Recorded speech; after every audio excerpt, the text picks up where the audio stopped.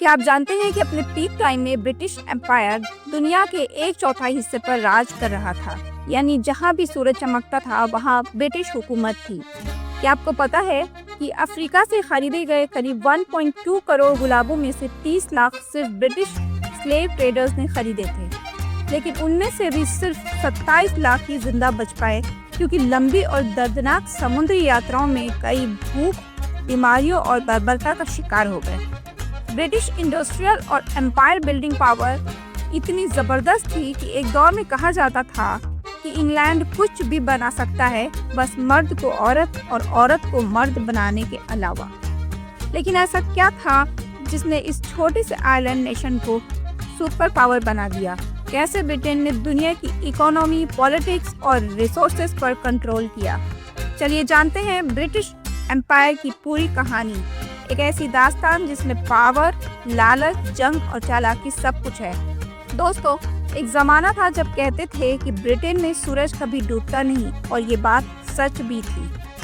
अब इसका ये मतलब नहीं है कि ब्रिटेन के पास कोई अलग से सूरज था या बाकी दुनिया अंधेरे में थी। इसका सीधा मतलब ये था कि ब्रिटिश एम्पायर दुनिया के अलग अलग हिस्सों में इतना फैला हुआ था कि जब ब्रिटेन में रात होती तब उसकी दूसरी कॉलोनीज जैसे भारत, ऑस्ट्रेलिया और अफ्रीका में सूरज चमक रहा होता। इसे कहा जाता था कि ब्रिटेन का सूरज कभी डूबता ही नहीं। लेकिन ब्रिटेन का साम्राज्य सिर्फ भारत और ऑस्ट्रेलिया तक ही सीमित नहीं था, बल्कि ये सुपर पावर बन चुका था, जिसने पूरी दुनिया पर अपनी हुकूमत, व्यापार और ताकत से राज किया। ब्रिटिश एम्पायर सिर्फ भारत और ऑस्ट्रेलिया तक ही नहीं, बल्कि अमेरिका, कनाडा और अफ्रीका तक फैला हुआ था। फर्स्ट वर्ल्ड वॉर से पहले पूरी दुनिया में ब्रिटेन से बड़ी कोई ताकत नहीं थी। आज जैसे हर चीज पर मेड इन चाइना लिखा होता है, उसी तरह उस दौर में मेड इन इंग्लैंड का दबदबा था। दुनिया की हर बड़ी मशीन, फैक्ट्री में बनी चीजें और टेक्नोलॉजी इंग्लैंड में ही तैयार होती थी। इंडस्ट्रियल रेवोल्यूशन के चलते ब्रिटेन हर वो चीज बना रहा था जो उस दौर में पॉसिबल थी। आपने सुना होगा कि अलेक्जेंडर और चंगेज खान ने पूरी दुनिया पर कब्जा करने की कोशिश की थी, लेकिन वो कभी पूरी तरह सफल नहीं हो पाए। और अगर इतनी बड़ी ताकतें कामयाब नहीं हो सकी तो ब्रिटेन भी पूरी दुनिया पर राज नहीं कर पाया।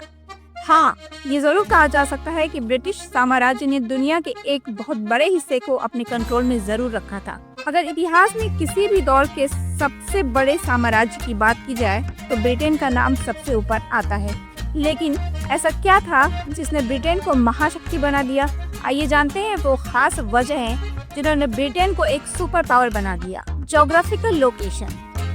ग्रेट ब्रिटेन एक आइलैंड कंट्री था जो उसे बाहरी खतरों से बचाता था। इसका मतलब ये था कि ब्रिटेन को बाहरी इन्वेजन्स का खतरा बहुत कम था। यूरोप के दूसरे देश जो दुश्मनों से घिरे हुए थे, उन्हें हर समय युद्ध और बॉर्डर झगड़ों का सामना करना पड़ता था। लेकिन ब्रिटेन को इस मामले में एक नेचुरल प्रोटेक्शन मिला था, समुद्र। क्योंकि ब्रिटेन चारों तरफ से समुद्र से घिरा हुआ था, तो उसका किसी भी देश के साथ सीधा जमीनी बॉर्डर नहीं था। इसका फायदा ये हुआ कि उसे युद्धों और हमलों की चिंता किए बिना अपनी नेवी और बिजनेस को मजबूत करने का मौका मिला। हालांकि ग्रेट ब्रिटेन बनने से पहले ये इंग्लैंड और स्कॉटलैंड में बटा हुआ था, लेकिन बाद में यूनियन के जरिए इसे एक मजबूत देश बना दिया गया, जिसने फिर पूरी दुनिया पर अपनी पकड़ बना ली। साल 1603 में स्कॉटलैंड के किंग जेम्स VI इंग्लैंड के तख्त पर बैठे। इसके बाद 1707 में इंग्लैंड और स्कॉटलैंड को मिलाकर ग्रेट ब्रिटेन बना दिया गया। अब ब्रिटेन के अंदर कोई झगड़ा या डिस्प्यूट नहीं बचा और उसकी सीमाएं सिर्फ समुद्र तक सीमित रह गई। अब ब्रिटेन को दूसरे देशों तक पहुंचने के लिए बस समुद्र पार करना था। यही वजह थी कि ब्रिटिश लीडर्स और जनता मानने लगी थी कि अगर उन्हें लगातार पैसा कमाना है तो इसका सिर्फ एक ही तरीका है, सी रूट्स के जरिए दुनिया में व्यापार करना। ब्रिटेन की असली ताकत उसकी नेवी और ट्रेड का जन्म हुआ और धीरे धीरे उसने पूरी दुनिया में अपना दबदबा बना लिया। और इसी सोच के साथ ब्रिटेन ने समुद्री रास्तों की तलाश शुरू कर दी। नई जगहें खोजने के लिए बड़े बड़े समुद्री अभियान चलाए गए, लेकिन इसके लिए सबसे जरूरी थी एक ताकतवर नेवी। ब्रिटेन ने समझ लिया कि बिना मजबूत नेवी के ये मिशन सफल नहीं हो सकता, इसलिए उसने अपनी पूरी ताकत और पैसा नेवी पर खर्च करना शुरू कर दिया। ब्रिटेन ने शक्तिशाली जहाज और एडवांस टेक्नोलॉजी के साथ दुनिया की सबसे ताकतवर रॉयल नेवी खड़ी कर दी। इस शक्तिशाली नेवी की मदद से ब्रिटेन ने न सिर्फ अपने समुद्री रास्तों और कॉलोनीज की रक्षा की, बल्कि ट्रेड को भी तेजी से बढ़ाया। ब्रिटिश एम्पायर को इतनी ताकतवर बनाने में इसकी नेवी का बहुत बड़ा रोल था। यहाँ एक खास बात समझनी जरूरी है, ब्रिटेन ने दूसरे एम्पायर्स की तरह सिर्फ युद्ध और विस्तार पर ध्यान नहीं दिया, बल्कि उसने अपनी असली ताकत ट्रेड को बढ़ाने पर फोकस किया। जितना ज्यादा व्यापार बढ़ा, उतना ही ब्रिटेन अमीर और शक्तिशाली बनता गया। एक बार जब ब्रिटेन ने अमेरिका और वेस्ट इंडीज में अपनी कॉलोनीज बना ली, तो उसकी ताकत और भी बढ़ गई। अब ब्रिटिश सरकार ने इन कॉलोनीज को ये आदेश दिया कि वे अपने प्रोडक्ट सिर्फ ब्रिटिश मार्केट में ही बेचें और ये सामान सिर्फ ब्रिटिश शिप्स के जरिए ही ग्रेट ब्रिटेन तक पहुंचाया जाए। 1651 में ब्रिटिश सरकार ने नेविगेशन एक्ट पास किया। इसके तहत एक सख्त सिस्टम बनाया गया जिससे ब्रिटेन और उसकी कॉलोनीज के बीच सिर्फ ब्रिटिश ट्रेड ही हो सकता था। आइए जानते हैं कि इसका ब्रिटेन पर क्या असर हुआ। ब्रिटिश कॉलोनियों को सिर्फ ब्रिटेन से ही सामान खरीदने की इजाजत थी। जो भी सामान ब्रिटिश कॉलोनीज से एक्सपोर्ट होता वो सिर्फ ब्रिटिश मार्केट में ही बेचा जाता था। ये पूरा व्यापार ब्रिटिश शिप्स के जरिए ही किया जाता था। इस सिस्टम ने ब्रिटिश ट्रेडर्स और ब्रिटिश सरकार को जबरदस्त फायदा पहुंचाया और ब्रिटेन धीरे धीरे दुनिया की सबसे अमीर और ताकतवर देश बनता गया। अमेरिका और अफ्रीका में ब्रिटिश ट्रेडिंग सिस्टम तेजी से चल रहा था, लेकिन एशिया में व्यापार को बढ़ाने के लिए ब्रिटिश ईस्ट इंडिया कंपनी की स्थापना की गई। शुरू में ब्रिटिश ईस्ट इंडिया कंपनी सिर्फ स्पाइसेस का व्यापार करने आई थी, लेकिन धीरे धीरे उसका व्यापार सिल्क, कॉटन, टी और ओपियम तक पहुंच गया। पर यह सिर्फ व्यापार तक सीमित नहीं रही। इस कंपनी ने भारत पर राज करने की भी कोशिश की। इस दौर में ब्रिटिश एम्पायर का असली मकसद था ज्यादा से ज्यादा व्यापार करना। इसी सपने के साथ ब्रिटेन ने यूरोप से लेकर अफ्रीका, एशिया, ऑस्ट्रेलिया और अमेरिका तक अपनी पहुंच बना ली। ब्रिटेन ने लगभग पूरी दुनिया में अपनी कॉलोनी स्थापित कर ली, लेकिन उसने ये सिर्फ मिलिट्री पावर से नहीं किया। ब्रिटिश स्ट्रैटेजी दूसरों से अलग थी। जहां दूसरे साम्राज्य सिर्फ फौजी ताकत के दम पर राज करना चाहते थे, ब्रिटिश एम्पायर ने ट्रांसपोर्ट, ट्रेडिंग रूट्स और पोर्ट्स पर ज्यादा ध्यान दिया। आइए जानते हैं कि इन सब चीजों का ब्रिटेन पर क्या असर हुआ। जहां जहां ब्रिटिश व्यापार बढ़ा, वहीं उन्होंने अपने कंट्रोल को मजबूत किया। लोकल राजाओं और व्यापारियों को धीरे धीरे कमजोर कर दिया। मिलिट्री की जगह व्यापार के जरिए सत्ता हासिल की और इसी रणनीति के दम पर ब्रिटेन ने पूरी दुनिया पर अपनी पकड़ बना ली। जहां पोर्तुगीज और फ्रेंच सीधे अपने इलाके पर कब्जा कर रहे थे, वहीं ब्रिटिशर्स ने एक अलग तरीका अपनाया। उन्होंने जहां भी अपनी कॉलोनी बनानी चाहिए, वहां सबसे पहले ट्रेडिंग पोस्ट स्थापित की। शुरुआत में ब्रिटिशर्स ने खुद को सिर्फ ट्रेडर्स के रूप में पेश किया, लेकिन एक बार जब उनकी ट्रेडिंग पोस्ट मजबूत हो गई, तो उन्होंने वही किया जो बाकी यूरोपियन शक्तियां कर रही थी। Anglo Dutch war, Anglo Spanish conflict, American revolution जैसे बड़े बड़े युद्धों में ब्रिटिशर्स ने अपनी ताकत दिखाई। लेकिन जब बात भारत की आई, तो यहाँ उन्होंने अपनी मिलिट्री पावर का सबसे ज्यादा गलत इस्तेमाल किया।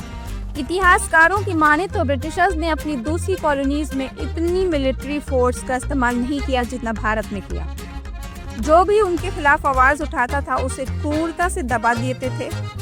ब्रिटिशर्स ने भारत की राजनीति में दखल देकर आपसी फूट को बढ़ावा दिया। भारत की अर्थव्यवस्था को बर्बाद कर उसे सिर्फ एक कॉलोनी बना दिया। इस दौरान फ्रांस भी अफ्रीका, कनाडा और भारत में अपनी कॉलोनी स्थापित कर रहा था, लेकिन जब ब्रिटेन ने फ्रांस को हराकर उसे पीछे धकेल दिया, तो वह पूरी दुनिया की सबसे बड़ी ताकत, सुपर पावर बन गया। यही वो दौर था जब ब्रिटिश एम्पायर का सूर्य कभी अस्त नहीं होता था, क्योंकि उसकी कॉलोनीज हर कोने में फैली हुई थी। 1756 में ब्रिटेन और फ्रांस के बीच 7 साल का युद्ध 7 Years War शुरू हुआ।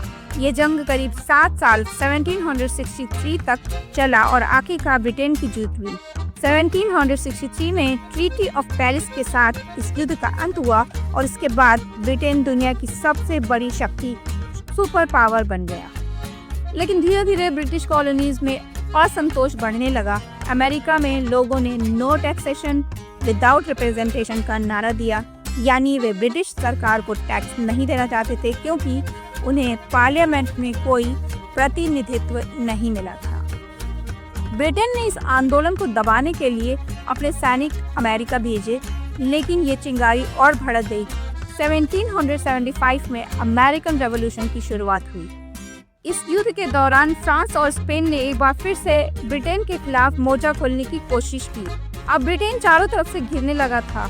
उसने अमेरिका को स्वतंत्रता देने का फैसला किया और 1783 में अमेरिका को आज़ाद कर दिया। इस तरह ब्रिटिश साम्राज्य की सबसे बड़ी कॉलोनी उससे अलग हो गई।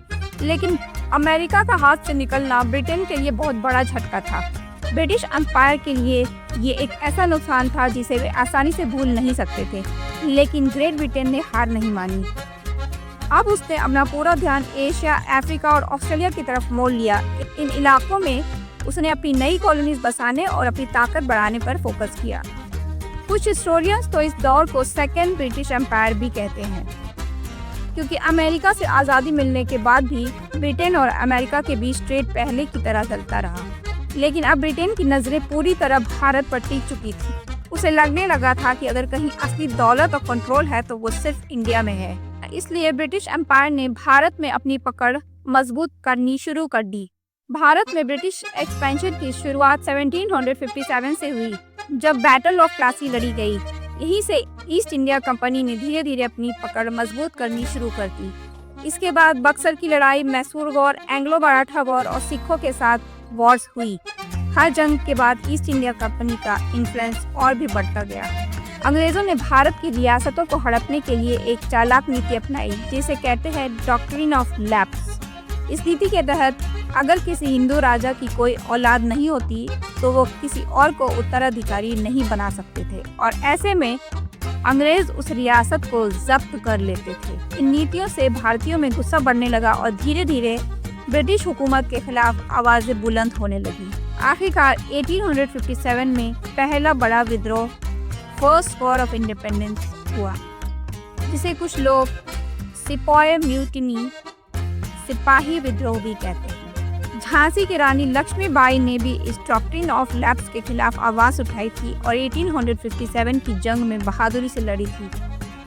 उनकी शहादत और बहादुरी की कहानी हर हिंदुस्तानी के दिल में आज भी जिंदा है। 1857 का ये विद्रोह अंग्रेजों ने बड़ी बेरहमी से कुचल दिया। आखिरी मुगल बादशाह बहादुर शाह जफर को गिरफ्तार करके रंगून भेज दिया गया। 1859 तक ये बगावत पूरी तरह से खत्म हो चुका था।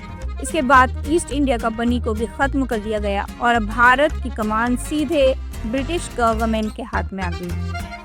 आखिरकार 1947 में भारत को ब्रिटिश रूल से आज़ादी मिल गई, लेकिन इससे पहले ब्रिटेन ने ऑस्ट्रेलिया के कोस्टल एरियाज और अफ्रीका के बड़े हिस्सों पर भी अपनी कॉलोनीज बना ली थी। अफ्रीका में ब्रिटिशर्स ने रॉयल अफ्रीकन कंपनी के नाम से एक कंपनी बना ली थी। इसका मकसद था अफ्रीका से स्लेव्स को खरीदना और उन्हें अमेरिका ले जाकर बेचना। इस ट्रेड से ब्रिटेन ने बहुत पैसा कमाया और अपनी तिजोरी भर ली। 19वीं सेंचुरी तक ब्रिटेन को यह महसूस हो गया था कि अगर उसे अपनी ताकत बनाए रखनी है तो उसे पूरे अफ्रीका में उत्तर से लेकर दक्षिण अफ्रीका तक ट्रेडिंग पोस्ट बनानी होगी। इधर इटली और जर्मनी जैसी ताकतें भी धीरे धीरे मजबूत हो रही थी, तो ब्रिटेन को उनसे भी कंपटीशन करना था। फिर भी अपने पीक पर ब्रिटेन ने अफ्रीका की लगभग 30% आबादी पर राज किया था, यानी अफ्रीका का एक बड़ा हिस्सा ब्रिटिश एम्पायर के कंट्रोल में था। जब ब्रिटेन सबसे ज्यादा ताकतवर था तो उसने दुनिया की कुल जमीन का करीब 25% हिस्सा और दुनिया की आबादी के 20% लोगों पर हुकूमत की थी। ब्रिटिश एम्पायर के इतने बड़े और ताकतवर बनने के पीछे कुछ रीजंस थे, जैसे कि उनकी ज्योग्राफिकल लोकेशन, उनकी रॉयल नेवी की ताकत और उसका फोकस ऑन ट्रेड और वेल्थ, यानी ज़्यादा से ज़्यादा बिजनेस और पैसा कमाने पर था। तो दोस्तों, ये थी ब्रिटिश एम्पायर की पूरी कहानी, कैसे एक छोटा सा आइलैंड दुनिया की सबसे बड़ी ताकत बन गया। अगर आपको वीडियो पसंद आया तो वीडियो को लाइक और शेयर करना मत भूलिए।